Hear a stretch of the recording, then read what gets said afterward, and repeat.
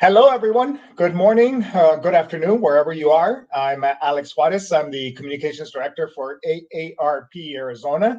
And today's Back to Basics, we're going to be talking about a very important nutrition topic, the colors of the rainbow. Very important that we eat right. AARP is the nation's largest nonprofit, nonpartisan organization dedicated to empowering people 50 and older to choose how they live as they age. With a nationwide presence and nearly 38 million members across the nation and approximately 900,000 in Arizona, ARP strengthens communities and advocates for what matters most to families: health security, financial stability, and personal fulfillment.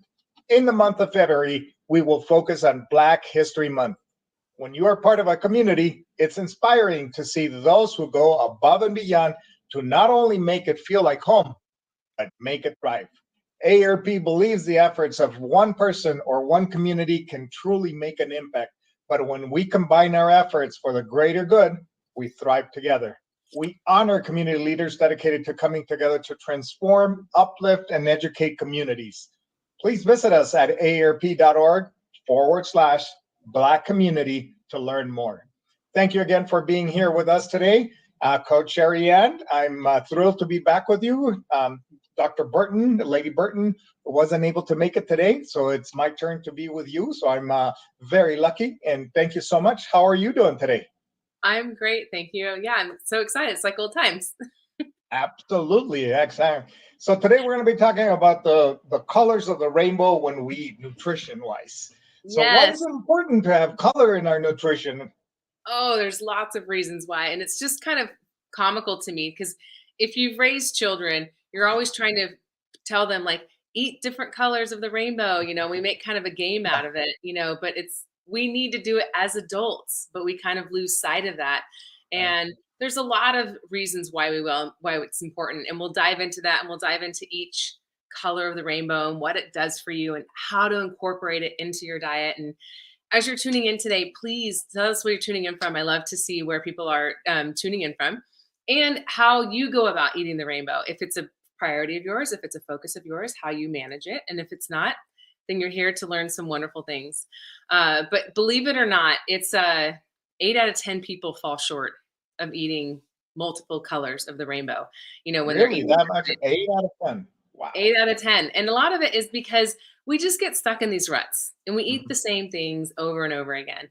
And Yes. when I was raising my children, it was, well, I'm still raising them, but when they were little and I was trying to instill good habits, it was always so interesting because the pediatrician was like, if your son just wants to eat bananas for a week, just let him eat bananas, and I'm like, but I need him to eat other colors, and so we would do chunks of time where if like he was going to focus on one color, then for a while, then we're like, okay, let's just pick a different color and we're going to focus on that for a little while, and it's kind of challenging to get children to eat different colors of the rainbow. But, even as adults, like I said, we need to do it because when you're eating multiple colors of the rainbow, what it's representing is you have a diverse nutrient intake.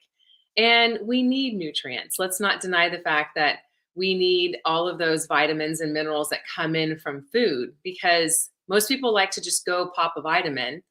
But the Right. reality is it's not as good as consuming the food itself. And so, and here in Arizona, we're pretty lucky in that our produce we have lots of it year round. We're very fortunate to have access to fruits and vegetables year round. And so, but we do want to really try to eat as much local as possible. And if you're in a place that you have a solid winter, it's a Mhm. little more challenging, right? So we have Right. some I have some tips for that as well. And here's the beautiful rainbow. So like when you go to the store, just try to imagine these little colors and different things. And as we go, I have graphics for each color. So we'll go into like what things you can pick out. But the reason that foods have different pigments, believe it or not, is those are the phytonutrients and the phytochemicals in that plant. And the reason that plant has that is to help it fight off diseases and viruses that plants actually come in contact to. So what those phytonutrients and phytochemicals that are in that plant actually when you consume it are helping you for different things. And so we want to make sure we're getting those phytonutrients and phytochemicals in our body because you have a wide array of vitamins and minerals that can come in. So a common question that I usually get, and I love all these people tuning in. Thank you so much. Wow. People from all over the country. That's wonderful. I love it. I love it. I love it. So vitamins and minerals. A common question I usually get is really, what is the difference? And what's the focus? And, how do I know what I need to get and what I shouldn't get and what's important? So vitamins are organic compounds that come from plants and animals. And they usually have a vitamin word in front of it. Sometimes they don't. Like calcium is a vitamin, but it's it's a mineral. So, but vitamins are organic substances. Minerals are inorganic that come from the soil and come from water. And it's absorbed into the plant or it's absorbed into the animal that you're going to be consuming. So, vitamins, minerals, vitamins, we need all of our vitamins, all of them to really function appropriately and operate or let our bodies operate. Minerals, we don't need all of them. So we don't need them, but they're really good to have. And vitamins can be destroyed by heat. So when you're cooking your vegetables, if you overcook them or heat them up too much, they can be destroyed by heat, whereas minerals cannot be destroyed. So those are the differences, and you really want to make sure that you're getting all your vitamins. And some people, I'm not against taking a multivitamin.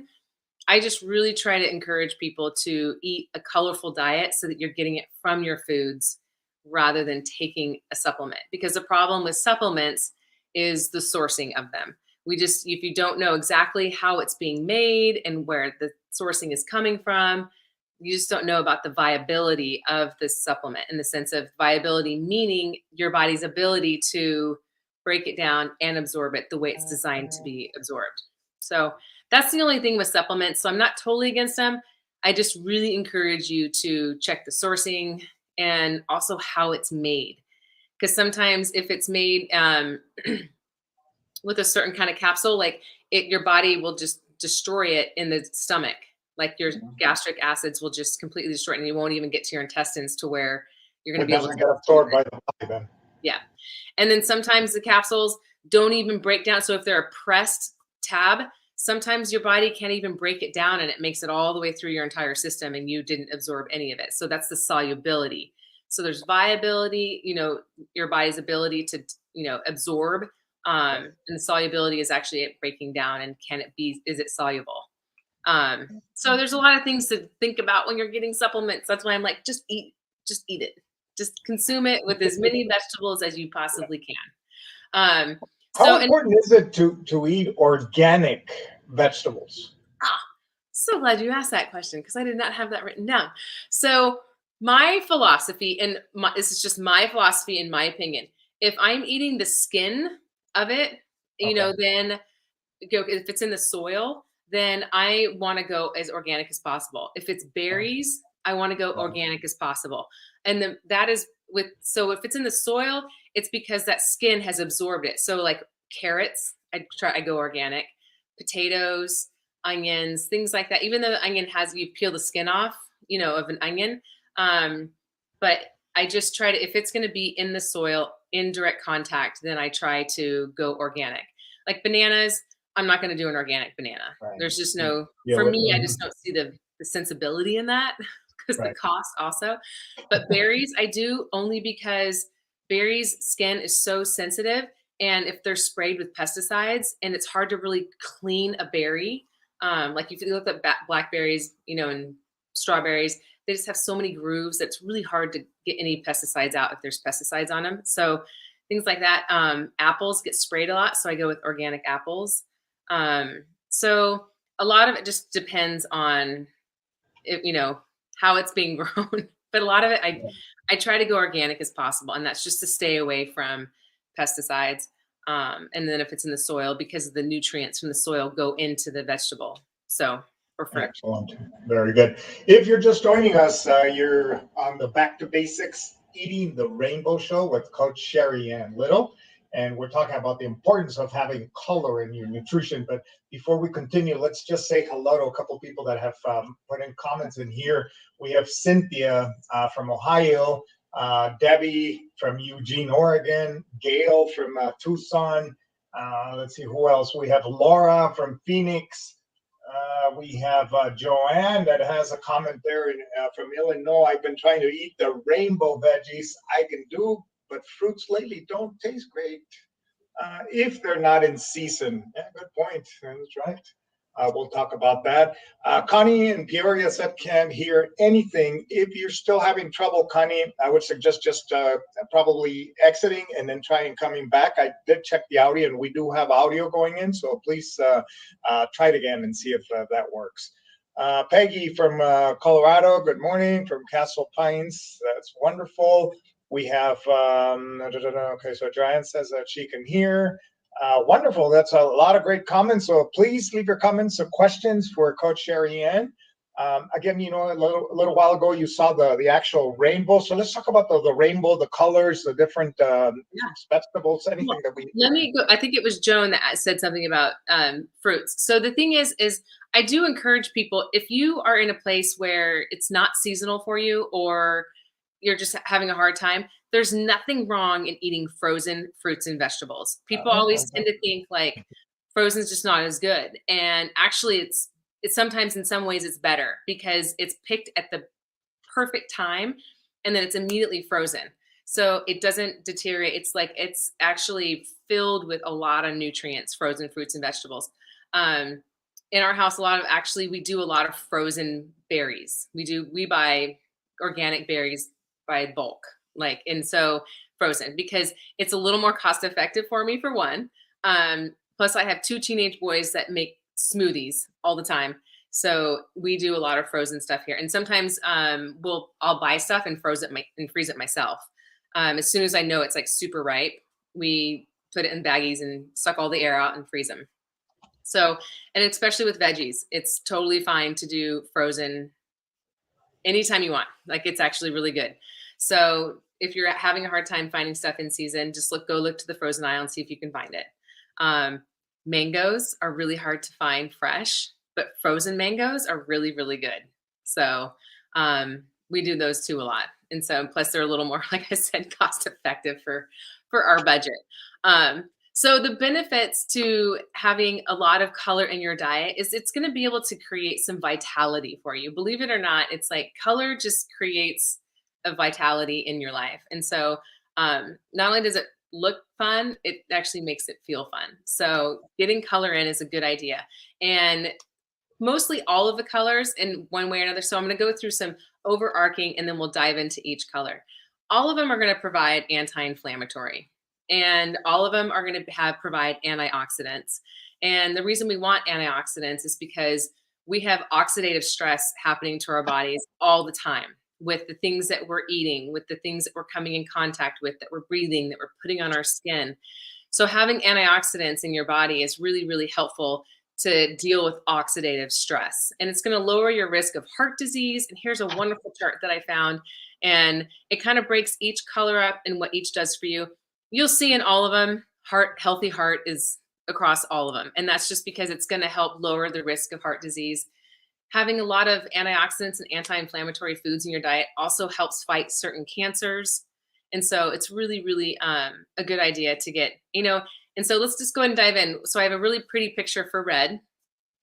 So red is most commonly known for reducing sun-related skin damage. So getting a lot of red into your diet is really going to help with that. There's a lot of vitamin C, vitamin D, calcium, folate. And you can see from this picture, we've got some red apples in there. We've got some pomegranates. We've got some red peppers, beets, and tomatoes. And I mean, there's so many different red fruits that you can do. Strawberries, raspberries, watermelons considered red, even red apples, cranberries. And then if you want to consider kidney beans, because the skin in kidney beans is very red.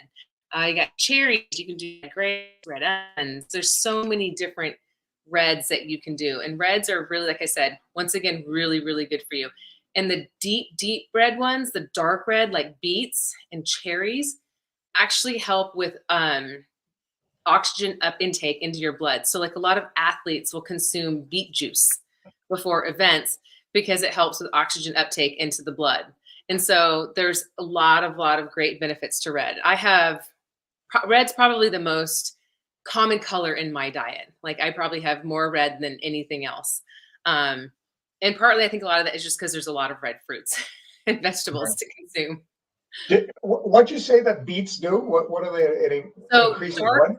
so the dark red ones like beets and dark cherries help. There's an element in them, and I don't know exactly what it is, but what it does is I do know that it does help with oxygen up intake into the Okay. blood.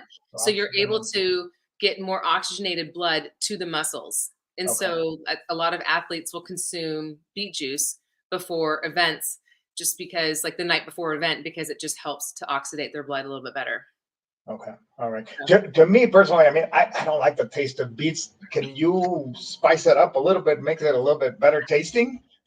Well, you can buy pickled beets if you want, but I steam my own beets. I'll buy organic beets at the store. I throw them in my Instapot with a tiny bit of water in the bottom, and in 20 minutes, and I let it decompress itself. And I pull the beets out, and the skin just peels right off. And then I just slice them, and I put beets on my salad almost every night.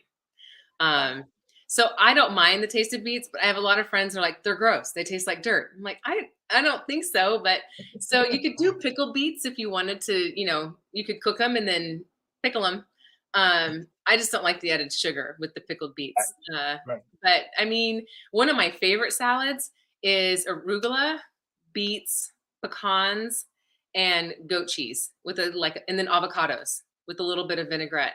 And I mean, I love beets. It's funny to me when people are like, I don't like beets. I'm like, I don't know what to tell you. So you can pickle them. That's all I can tell you is like buy pickled beets, I guess. But I do think it's a little bit of an acquired taste because it's also the texture's a little interesting, I think, for some people.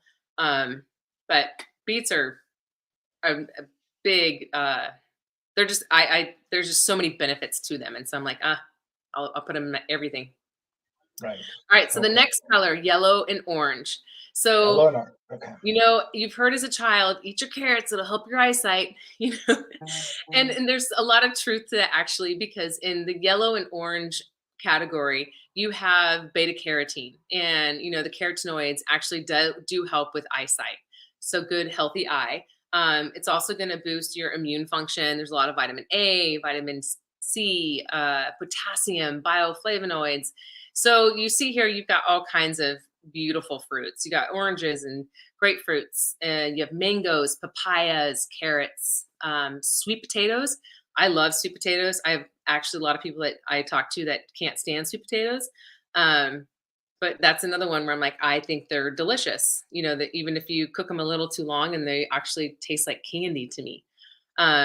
You can do butternut squash, acorn squash, any kind of yellow summer squash, corn, cantaloupe, orange and yellow peppers.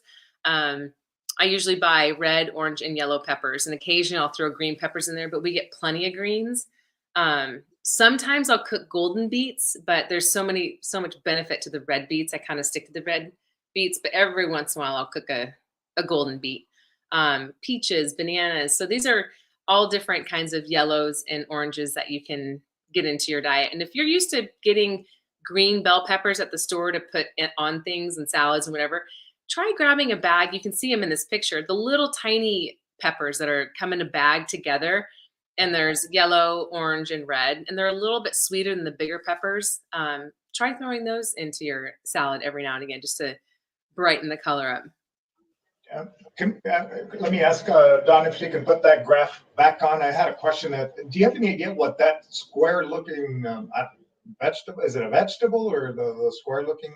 Oh, so those are bowls, and one of them has popcorn seeds, Oh, so it's like a corn, bowl. so you can do Okay. popcorn. The other one that has the bright orange in it, I'm really not quite sure what that is. That's interesting. You stumped me on that one.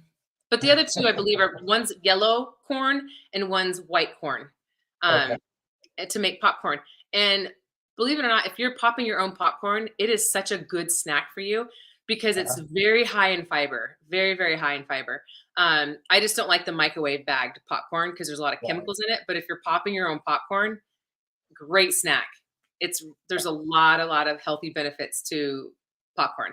Orange lentils. That is probably what it is, Elizabeth. Thank you so much. Okay. Yeah. That's a good call. I bet you anything it's orange lentils. Could be that. A Yeah. lot of benefits to lentils, a lot of fiber. lot of nutrients, phytonutrients in there also. So Very I see good. a question from Cynthia. Yeah. Please. Let's please talk about sugar intake also when working to balance your rainbow diet. Oh, yes. So I'm assuming that you're asking in the sense of sugar from fruits. I'm assuming, Cynthia, because fruits do have, higher sugar.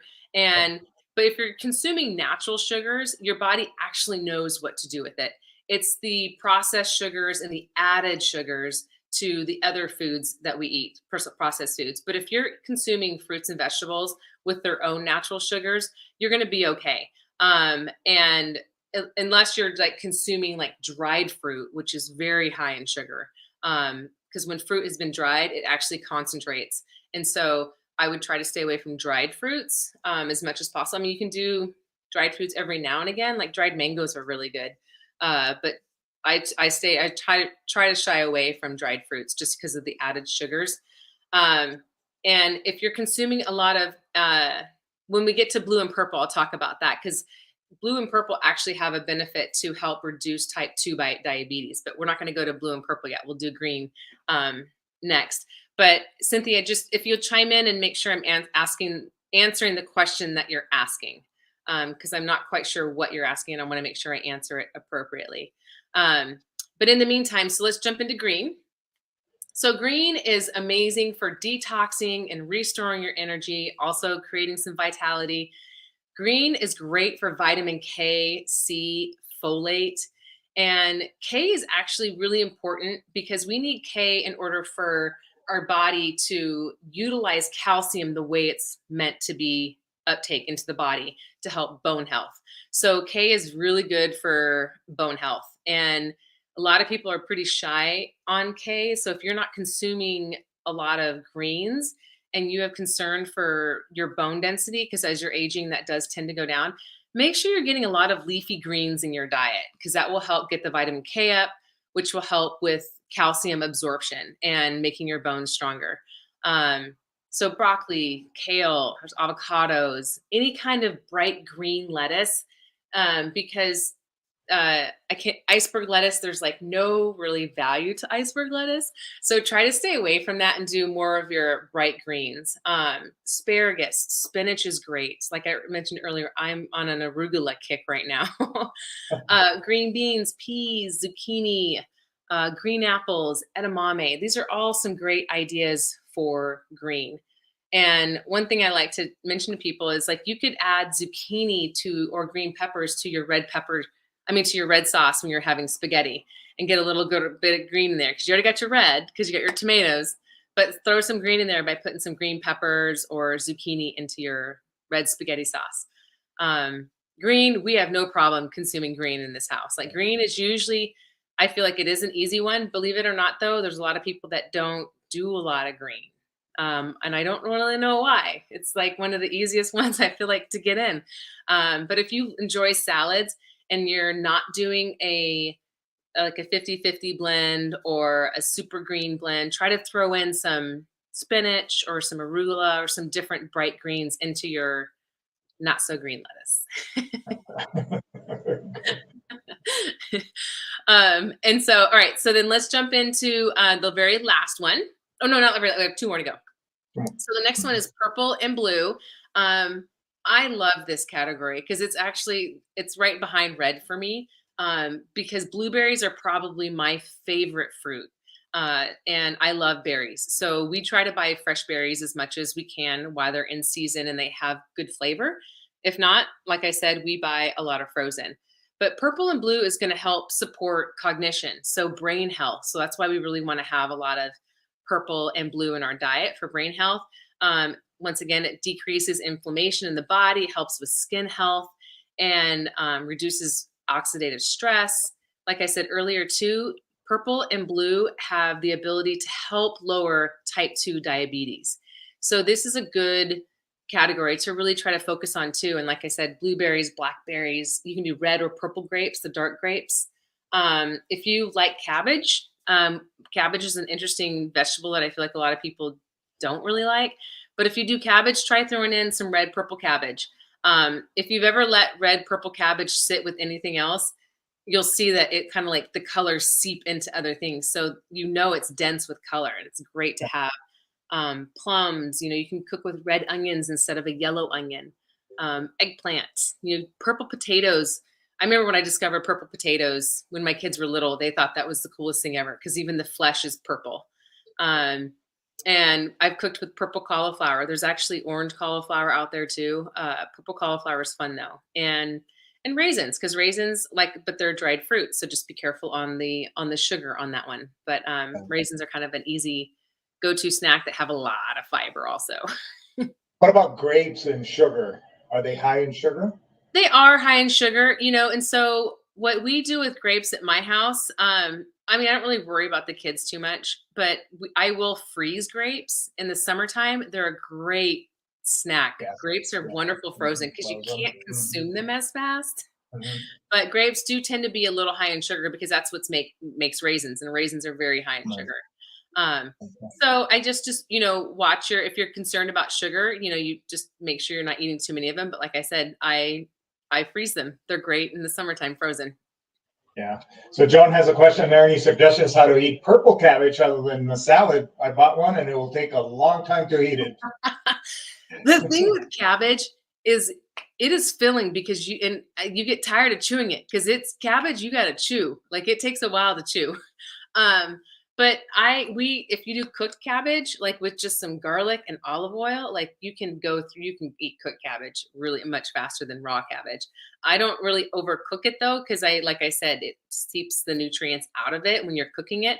But if you have like a way if you have a mandolin to thinly slice it, but slice it as thin as possible, because then it's easier to eat. But in a salad really is the only way, or coleslaw, or cooking it slightly, just cook it a little bit and add whatever meat you choose to eat with it. But cabbage is one of those where it's hearty. It takes a bit to eat. I agree. Okay, so the last category, because I can't believe we're running out of time, is white and brown.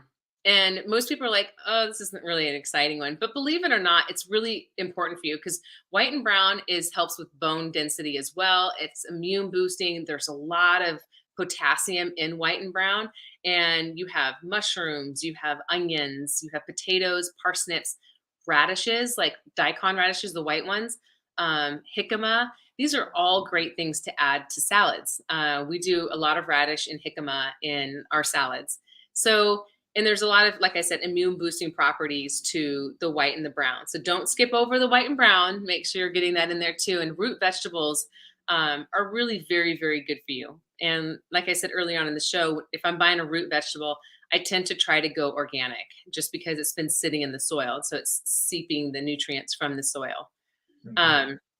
So what I want to encourage people to do is really, if you're not used to eating the rainbow, just think about doing it, a couple of times a week, really, and there's this chart that you can look at, and just if you could even create this on your own, you don't even have to. I do believe that Dawn said we can try to make these available for people as an attachment. But if you're not able to download it, you can easily make this chart, and you're just going to want to look at the main colors, the red, the orange, yellow, green, and you can put blue and purple together, and make sure you put your white and brown in there too. That's not a column on this one. And just try to focus on hitting it, as many times as you can. But if you take 3 days out of the week and really try to nail it, then that's a move in the right direction. And you can just try to bite-sized pieces of it. Every time you're at the store, look at your cart when you're in the produce section and be like, okay, what color am I missing? What should I buy? And there's so many ideas online to eat the rainbow. If you were to search eating the rainbow, you would see all kinds of recipes, and just try to keep it super simple. Like if you like eggs in the morning, try to add some spinach to your omelet, or put a colored pepper in with your omelet. Or if you're making smoothies, try to add the baby kale or some cherries to your smoothie. Just add one thing to your smoothie because you're not only not going to taste it, but you're getting the benefits of it. And like I said earlier, maybe just add, if you like a pasta night, try to add something green to that red pasta. So just little things, little bite-sized pieces, and it's just an awareness level of making sure that you're eating as many colors as possible so that you can have a vivacious and life full of vitality. Wonderful. Again, excellent tips, Coach SheriAnne. And again, that just gives us tips on how to eat the rainbow, stay healthy as we age. Next show will be on February 21st. This will be a live show in person. Coach SheriAnne will be at the Phoenix, the Mofford Sports Complex in Peoria, which is Metro Phoenix area. So those of you watching from Phoenix, please, if you want to join us, there's the link where you can register. You can come and join us there. Coach SheriAnne will be demonstrating some of the exercises at the AARP Fit Lot Park at Rose Mofford Park. So again, February 21st at 10 a.m. Arizona time, which would be 12 o'clock Eastern time. You can also join us virtually through this platform, and you can watch and tips and exercise and how to stay healthy. So that's wonderful. And also just a little tip, that on March 7th, I think it is, the following month, Coach SheriAnne will be live from Costa Rica, and we will be talking about blue zones. We'll be talking about how to, in a blue zone is concentrated areas of people that live to be 100 centenarians. So going to experience it first time with my mom, and I'm excited to report back with what it's like to live in a blue zone. Excellent. Costa Rica, as you know, is a blue zone, so it'll be wonderful to have Coach SheriAnne live from Costa Rica. So that's wonderful. And again, thank you so much, Coach SheriAnne. To those watching us, we appreciate you. Thank you so much for joining. We will see you again, hopefully on February 21st. Thank you so much, and have a great day.